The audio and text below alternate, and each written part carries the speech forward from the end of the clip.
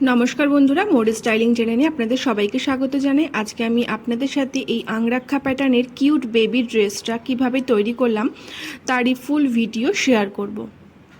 তো ভিডিওটি ভালো লাগলে অবশ্যই লাইক, কমেন্ট আর পারলে একটা শেয়ার করে দেবেন। আর যারা যারা আমার চ্যানেলটি এখনও সাবস্ক্রাইব করেনি তারা অবশ্যই আমার চ্যানেলটি সাবস্ক্রাইব করে দেবেন, কারণ আপনাদের সাপোর্ট আমার ভীষণভাবে প্রয়োজন।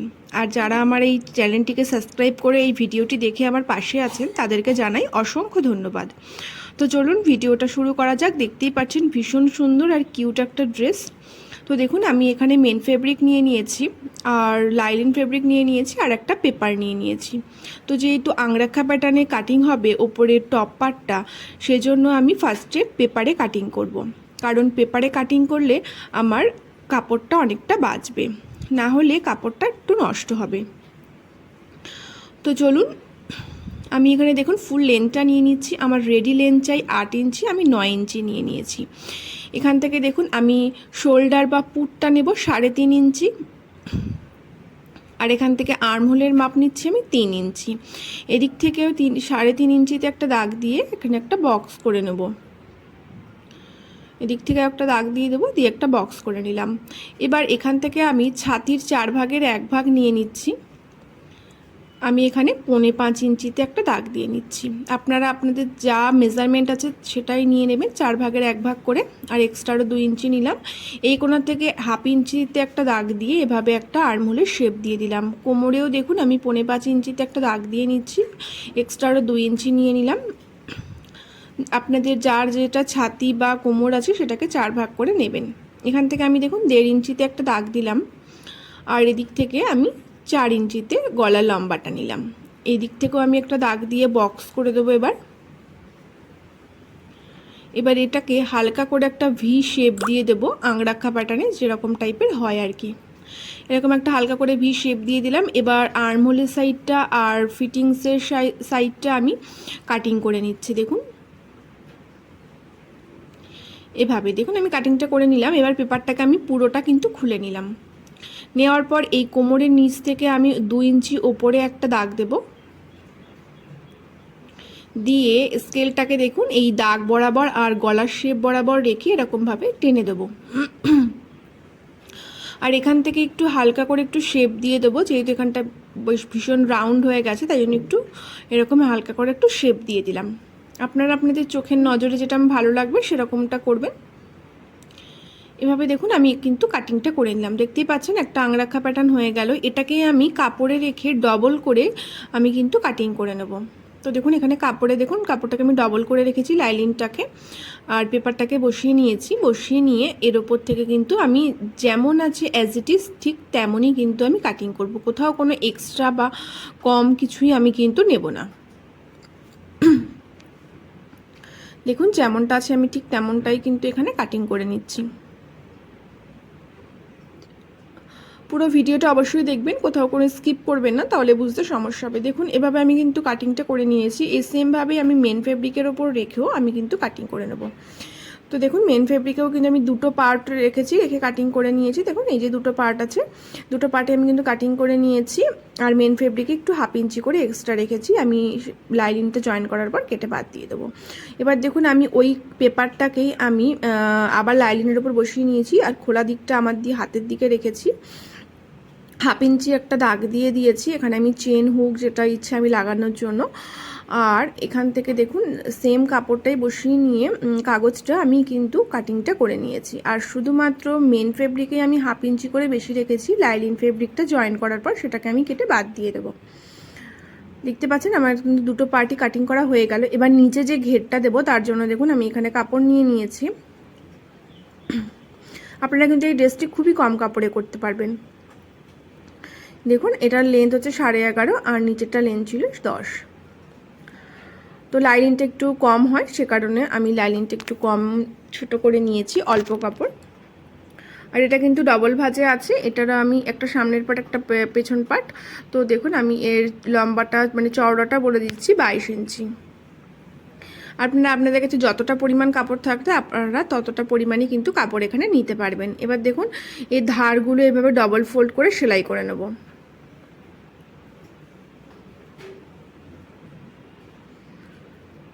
দেখুন এভাবে ডাবল ফোল্ড করে সেলাই করে নিলাম। মেন ফেব্রিকটাও আমি এভাবে ডাবল ফোল্ড করে সেলাই করে নেব।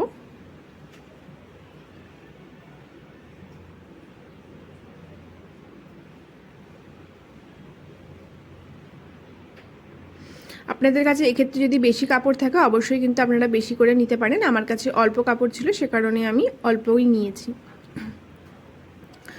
আমার এটাই দেখানোর উদ্দেশ্য যে কম কাপড়েও আপনারা এত সুন্দর একটা ড্রেস কীভাবে তৈরি করতে পারবেন।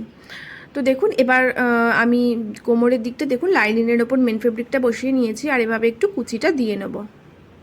কুচিটা দিয়ে নেব আমি কোমরের যে মাপ আছে সেই মাপে। আমার কোমর আছে 14 ইঞ্চি, তো আমি 14 ইঞ্চি মাপে কুচিটা দিয়ে নেব। তো আমি অফ ক্যামেরায় কুচিটা দিয়ে নিয়েছি।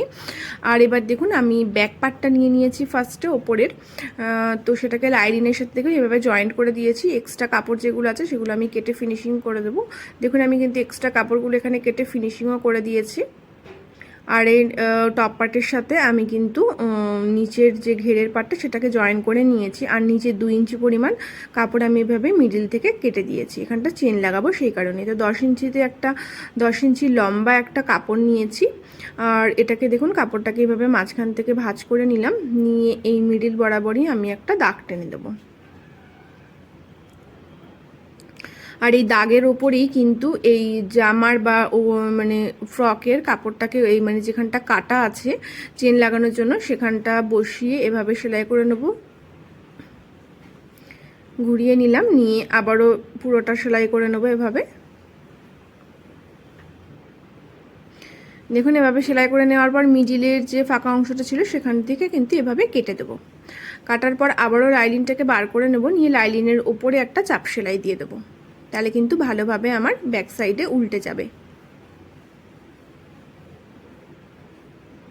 তো দেখুন এভাবে কিন্তু আমি করে নিয়েছি, দেখতে পাচ্ছেন।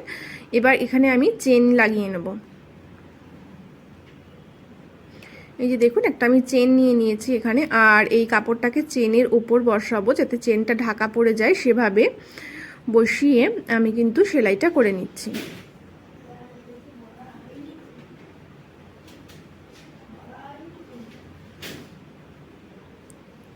দেখুন এখানে কোনা অবধি সেলাই করে নিলাম। তারপরে আবার এখানটা একটু হালকা কুচি মতন বা ভাঁজ মতন একটা দিয়ে দেবো, চেনের ওপর তুলে কাপড়টাকে দিয়ে আবারও ঘুরিয়ে নিয়ে পুরোটা সেলাই করে দিচ্ছি।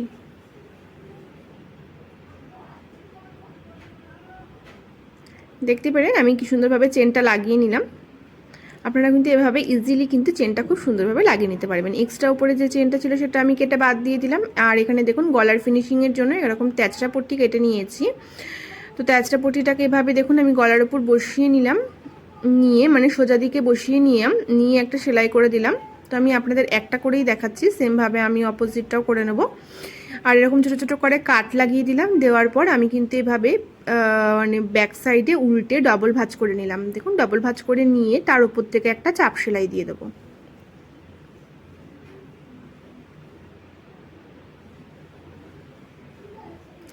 দেখুন এভাবে একটা চাপ সেলাই দিয়ে দিলাম, তাহলে কিন্তু আমার গলাটা ফিনিশিংয়ের সাথে বসে গেল। দেখতেই পাচ্ছেন সেমভাবে আমি এদিকটাও করে নেব। দেখুন দুটো দিকে আমি কিন্তু সেমভাবে করে নিয়েছি, দেখতেই পাচ্ছেন। আর একদম ওপরে আমি কিন্তু একটা হুক লাগিয়ে দেবো, তাহলে কিন্তু আমার ব্যাক পার্টটা পুরো রেডি হয়ে যাবে। এবার আমি ফ্রন্ট পার্টটা নিয়ে নিয়েছি। দেখুন তো ফ্রন্ট পার্টটাকে দেখুন লাইনিংয়ের সাথে মেন ফেব্রিকটাকে বসিয়ে আমি গলার দিকটা ফার্স্টে সেলাই করে নেব। দেখুন লাইনিংয়ের মেন ফেব্রিক ওপর লাইনিংটা বসিয়ে নিয়েছি, বসিয়ে নিয়ে গলার যে সাইডটা ছিল এদিকটা আমি 3 সুত বরাবর কাপড় ছেড়ে আমি কিন্তু সেলাইটা করে নেব পুরোটা। এভাবে করলে কিন্তু তাহলে আর আমার এখানে গলার কোনো পট্টি লাগানোর প্রয়োজন পড়বে না। তো দেখুন এভাবে ছোটো ছোটো কাট লাগিয়ে দিলাম। দেওয়ার পর আমি এটাকে লাইলিন ফেব্রিকটাকে বার করে নিলাম। বার করে নিয়ে লাইলিনের ওপরেই কিন্তু একটা চাপ সেলাই দিয়ে দিচ্ছি। এবার আমি উল্টে নেব, নিয়ে এর উপর আয়রন করে দেব, তাহলেই কিন্তু আমার গলাটা সুন্দরভাবে বসে যাবে। সেমভাবে আমি আর একটা দিকও করে নেব, এই পার্টটাও আমি সেমভাবে করে নেব। দেখুন এভাবে দুটো দিক পার্ট কিন্তু এভাবে আসবে আর এইভাবে। তো দুটো পার্টই আমি করে নিয়েছি। নেওয়ার পর এই সাইড থেকে আমি কিন্তু সেলাই করে দেবো, লাইলিনের সাথে মেন ফেব্রিকটা এভাবে সেলাই করে দেবো। একদম মানে সমান করে ধরবেন, ফার্স্টে আয়রন করে নেবেন, তাহলে কিন্তু সুবিধা হবে কাজটা করতে।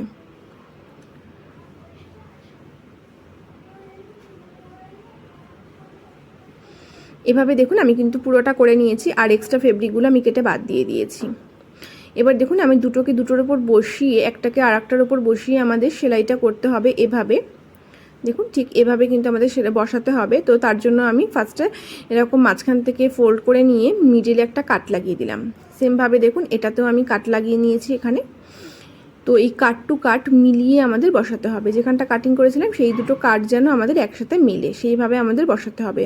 দেখুন আমি ঠিকঠাকভাবে বসিয়ে নিয়েছি, নিয়ে এই উপর থেকে কোমরের দিকে একটা সেলাই করে দেবো। দেখতে পাচ্ছেন এরকমভাবে সেলাই করে নিলাম, আর এর সাথে আমি নিচের ঘেরটা লাগিয়ে নেব। তো দেখুন এই যে নিচের ঘেরটা নিয়ে নিয়েছি, নিয়ে এইভাবে আমি ঘেরের ওপর ওপরে টপ পার্টটাকে বসিয়ে সেলাই করে দেবো কোমরের দিকে।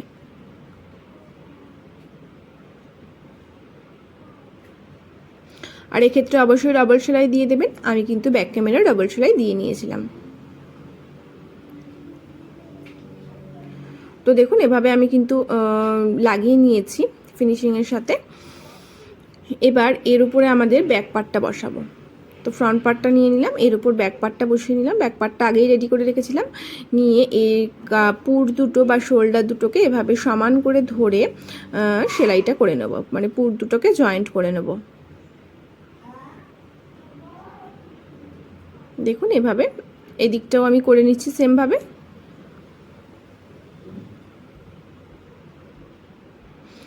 এবার দেখুন আমি পুরো সাইডে সেলাই করে নিয়েছি, আর এরকম সুন্দর সুন্দর দুটো ওপরে আর নিচে দুদিকে লেস লাগিয়ে দিয়েছি। দেওয়ার পর লুকটা কিন্তু ঠিক এরকমটা লাগছে।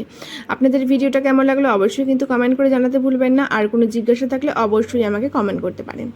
তো আজকের মতন টাটা বন্ধুরা, দেখা হবে নেক্সট ভিডিওতে। আর আমার ভিডিওটা যারা যারা চ্যানেলটি সাবস্ক্রাইব করেনি অবশ্যই আমার চ্যানেলটিকে সাবস্ক্রাইব করে দেবেন, আর পাশে থাকা বেল আইকনটা অবশ্যই প্রেস করে দেবেন, যাতে আমি যখনই কোনো নতুন ভিডিও আপলোড করব সবার ফার্স্টে আপনি দেখতে পারেন। তো টাটা বন্ধুরা।